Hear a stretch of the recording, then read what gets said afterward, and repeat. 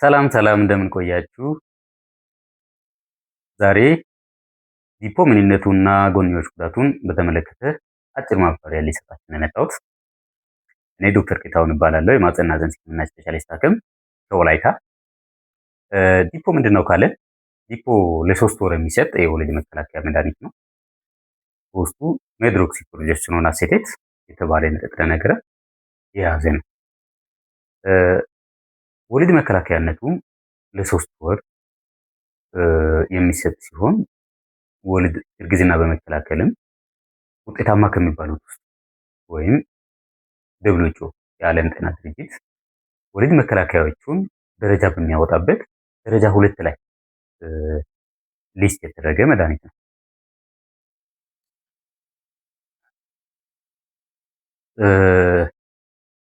ደረጃ 2 ላይ የተገኘ ሲሆን እርግዝና የሚከላከለውም በ3 መንገድ ነው። አንደኛው ኦቭሌሽን እንዳይኖር ያደርጋል። ኦቭሌሽን ማለት ነው የሴት ዘር ፍሬ ወይም እንቁላል ከሴት ዘር ፍሬ ኦቫሪ እንዳይለቀቅ። ስለዚህ የሴት ዘር ፍሬ ወይም እንቁላሉ ስለማይኖር ግንኙነት እንኳን ቢፈጠር እርግዝና አይፈጠርም ማለት ነው። ሁለተኛው ነገር የማህፀን ውስጠኛው ሽፋን ወይም ኢንዶሜትሪየም በጣም ያቀጥናል። ስለዚህ ቢፈጠር እንኳን ውህደት ቢፈጠር የሴት ዘር ፍሬና እንዳጋጣሚ የወንድ ዘር ፍሬ የዳበረ እንኳን ቢፈጠር የሚተከልበት ቦታ ስለማይኖር እርግዝና አይፈጠርም ማለት ነው። ሶስተኛው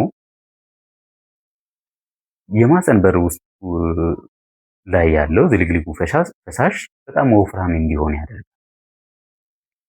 ያ ምንድነው የሚያስከትለው ካለን የወንድ ዘር ፍሬ ወደ ማህፀን ውስጥ እንዳይገባና ከሴት ዘር ፍሬ ጋር ውህደት እንዳይፈጽም ወይም ፈርቲላይዝ እንዳያደርግ ያደርጋል ማለት ነው። ስለዚህ በእነዚህ በሶስቱ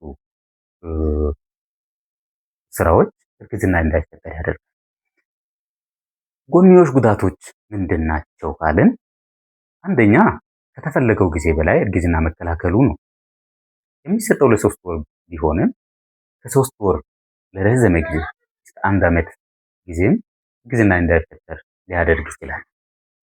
ስለዚህ ለ3 ወር ብቻ እርግዝና እንዳይፈጠር የፈለገች ሴት ዲፖ እንደ ወሊድ መከላከያነት ባትጠቀመው ይሻላል። ምክንያቱም ከ3 ወር በኋላ እስከ 1 ዓመት እርግዝና እንዳይፈጠር የማድረግ እድል ስላለው። ሁለተኛ ክብደት የመጨመር ባህሪ አለው። ክብደት የመጨመር ባህሪ ስላለው ኪሎ ከፍ ያሉ ወይም ወፍራም የሆኑ ሴቶች እንዳይወስዱ ይመከራል። ሌላው የወር አበባ መዛባት ኢፌክቱ ያ ማለት እርግዝና መከላከሉ ነገር ካለቀ በኋላ ግን የወር አበባው ጊዜውን ጠብቆ እንዳይመጣ ሊያደርግ ይችላል። ሌላው ራስ ምታት ሊያስከትል ይችላል። ስለዚህ ዲፖ ስንወስድ እነዚህ ነገሮች ሊኖሩ እንደሚችሉ አውቀን መሆን አለበት። ተደጋጋሚ ግን መውሰዱ አይመከርም። ለምንድን ነው የማይመከረው? ተደጋጋሚ ከመውሰድ ጋር ተያይዞ የሚመጡ ችግሮች ስላሉ ነው። እነዚህ ችግሮች ምንድን ናቸው ካልን አንደኛ ያው እንደነገርኳችሁ ኪሎ የመጨመሩ ነገር አለ። ሌላው ደግሞ አጥንት መሳሳት ሊያስከትል ይችላል። ይህንን የሚያመጣው ለምንድን ነው ካልን ዲፖ በውስጡ የያዘው ሜድሮክሲ ፕሮጀስቲሮን አሴቴት የተባለ ሆርሞን፣ ያ ደግሞ ፕሮጀስቲሮን ነው እንጂ ኤስትሮጂን የለውም። ለሴቶች አጥንት ጤና ግን አጥንት ጥንካሬ፣ አጥንት ጤና በአጠቃላይ ኤስትሮጂን በጣም ወሳኝ ነው።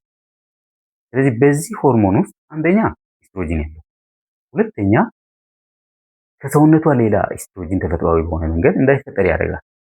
ስለዚህ ኤስትሮጂን ደሟ ውስጥ እንዲቀንስ ያደርጋል ማለት ነው። ያ ደግሞ የአጥንት ጥንካሬን ስለሚጎዳ አጥንት መሳሳትን ያመጣል። ሌላው የደም መርጋት በሽታ ሊያስከትል ይችላል። ሶስተኛው ተደጋጋሚ ዲፖ ከመውሰድ ጋር የሚያያዘው ምንድን ነው? ካንሰር ተጋላጭነት ይጨምራል። በተለይ የጡት ካንሰር ተጋላጭነትን እንድንጨምር እንዲሁም ደግሞ የጭንቅላት እጢ በተለይም መንንጆማ የተባለ የጭንቅላት እጢ የመከሰት እድል ስላለው ያም በጥናቶች የተረጋገጠ ስለሆነ ተደጋጋሚ ባይወስዱ ይመከራል። ይህ ወሊድ መከላከያ መውሰድ የማይመከርባቸው እነማን ናቸው ካለን፣ አንደኛ ኪሎ ትንሽ ውፍረት ያላቸው ሰዎች፣ ወፍራም የሆኑ ሰዎች፣ ቦርጭ ያላቸው ክብደታቸው ከፍ ያለ ሴቶች ባይወስዱ ይመከራል። ሁለተኛ ሲጋራ የሚያጨሱ ሰዎች ባይወስዱ ይመከራል። ሲጋራ የሚያጨሱ ሰዎች ይህንን ወሊድ መከላከያ ባይወስዱ ይመከራል።